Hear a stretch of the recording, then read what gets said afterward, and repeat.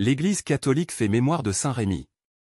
À en croire l'affirmation de Grégoire de Tours, Saint Rémi aurait battu le record de longévité dans l'épiscopat, il fut évêque de Reims pendant 40 ans.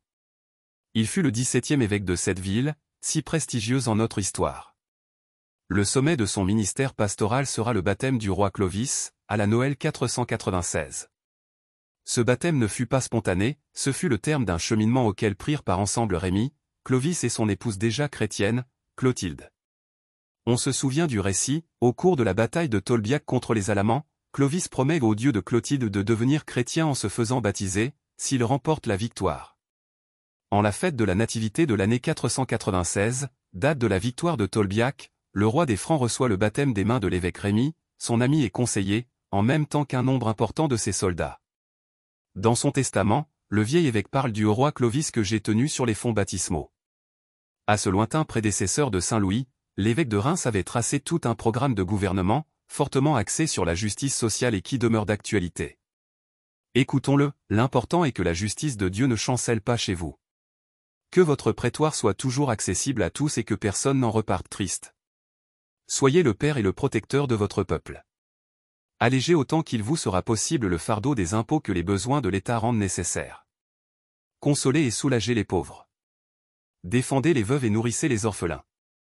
Rémi rappelait aussi à ses frères les évêques leur mission première de bon pasteur, le Seigneur ne nous a pas établis pour dominer sur le peuple, mais pour le conduire avec douceur.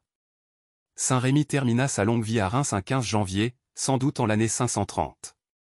Sur son tombeau, autour duquel s'édifiera une abbaye rapidement célèbre, sera construite l'admirable église Saint-Rémy que les visiteurs doivent se garder d'oublier quand ils vont visiter la cathédrale de Reims. Rémi est le nom latin d'un peuple de la Gaule belge. Il fut porté par 3 autres saints, qui firent évêque de Strasbourg, évêque de Rouen et archevêque de Lyon.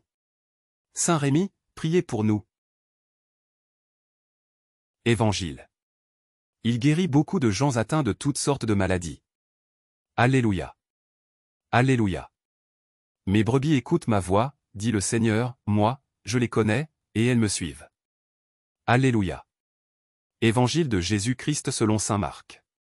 En ce temps-là, aussitôt sortis de la synagogue de Capharnaüm, Jésus et ses disciples allèrent, avec Jacques et Jean, dans la maison de Simon et d'André. Or, la belle-mère de Simon était au lit. Elle avait de la fièvre. Aussitôt, on parla à Jésus de la malade. Jésus s'approcha, la saisit par la main, et la fit lever. La fièvre la quitta, et elle les servait. Le soir venu, après le coucher du soleil, on lui amenait tous ceux qui étaient atteints d'un mal, ou possédés par des démons. La ville entière se pressait à la porte.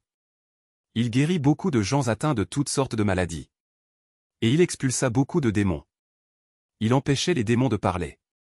Parce qu'ils savaient, eux, qui il était. Le lendemain, Jésus se leva, bien avant l'aube. Il sortit et se rendit dans un endroit désert. Et là il priait. Simon et ceux qui étaient avec lui partirent à sa recherche.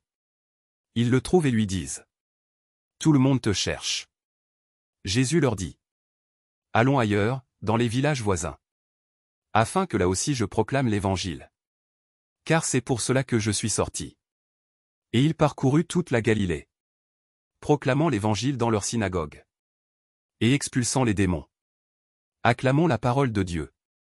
Louange à toi Seigneur Jésus.